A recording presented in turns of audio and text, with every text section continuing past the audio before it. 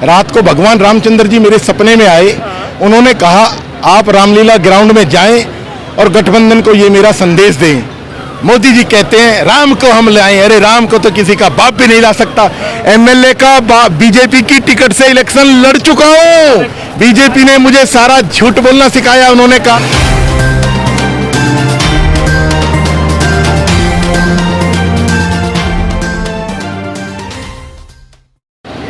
पहले तो आप अपना नाम बता दें। मेरा नाम जवाहरलाल है, जिला गुरुग्राम है, हरियाणा प्रदेश है।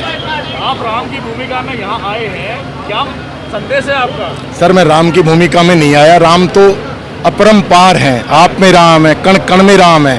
मैं उनके छोटे से दूत के रूप में गठबंधन को ये जो संदेश है ये देने आया हूँ। रात को भगवान रामचंद्र जी मेरे सपने में आए। उन्होंने कहा आप रामलीला ग्राउंड में जाएं और गठबंधन को ये मेरा संदेश दें। तो उन्होंने कहा है धर्म और अधर्म की लड़ाई है जो लोकसभा का इलेक्शन होने जा रहा है। 2 बार देश के prime minister of India Narendra Modi ji बने। वो झूठ की राजनीति करते हैं। माता सीता भी इतनी दुखी हो चुकी है। उन्होंने कहा ये झूठ में बर्दाश्त नहीं करूंगी। उन्होंने कहा है अब की जीत अरविंद केजरीवाल जी के रूप में हमें शहीद जो हमारे भगत सिंह जी थे वो मिल चुके हैं। सुभाष चंद्र बोस जी के रूप में हमें जो आज जेलों में बंद है हमारे संजय जी मिल चुके हैं। और श्रवण कुमार जैसे बेटे के रूप में हमें राहुल गांधी जी मिल चुके हैं। और धरती पुत्र मुलायम के रूप में हमें अखिलेश जी मिल चुके हैं।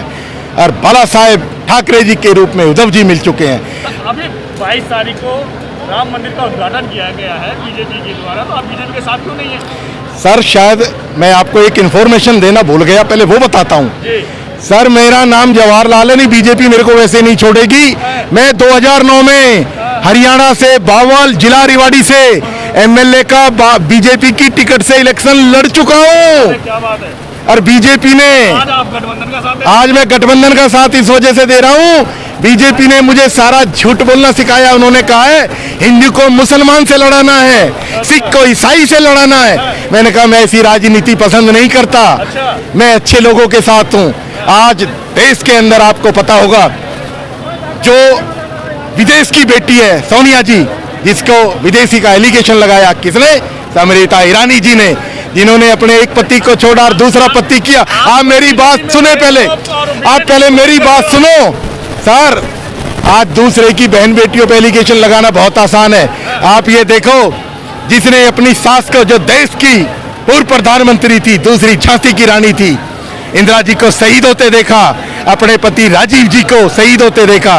वो भारत देश छोड़ के नहीं भागी, उन्होंने अपना घर परिवार को संभाला और भारत देश की बहू बेटी बन के रही है जो आज भी है। और कांग्रेस पार्टी के कार्यकर्ताओं को मजबूत किया, किसान मजदूर की आवाज को बुलंद किया। एक छोटा सा सवाल बताइए कि 2024 में युवा क्या चाहता है? युवा ये चाहता है जो मोदी जी के 2 करोड़ के सपने थे, हर साल हम 2 करोड़ नौकरियां देंगे। युवा अब झूठ से परेशान हो चुका है।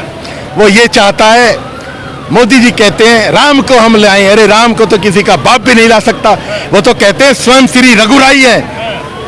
जो जिस आदमी के शरीर में अगर रोग भी हो ना, वो कहते हैं ना रघुराई को कोई कष्ट क्या पहुंचाएगा। कष्ट भी सामने आ गया तो पादर्शन राम के सुख का स्वरूप बने जाएगा। मोदी जी तो कहते हैं रामचंद्र जी को हमने अयोध्या में रखा है। अरे रामचंद्र जी अयोध्या में कहाँ है?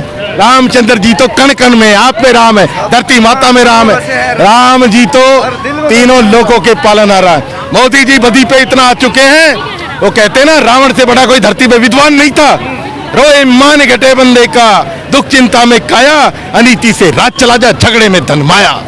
आज 2024 का चुनाव सर पर है। 24 के अंदर आपकी बात गठबंधन आप सर देखो, मैं भी बेअड्डी की जुबान हो सकती है, कोई भी झूठ बोल सकता है, पर ये भारत देश का युवा झूठ नहीं बोल सकता। आज आपने देखा कई लाख लोग रामलीला मैदान के अंदर क्यों इकट्ठा हुए? नहीं, कांग्रेस पार्टी और गठबंधन की रैलियां इतनी सक्सेसफुल नहीं होती थी।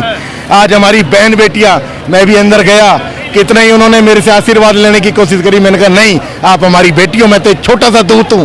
वो कहती है भैया हम इतने परेशान हो चुके हैं, हमें रोजगार नहीं है, हम इतने पढ़ लिख चुके हैं, माता पिता को देखते हैं तो दर्द निकल के आ जाता है, हम बेरोजगार डोल रहे हैं।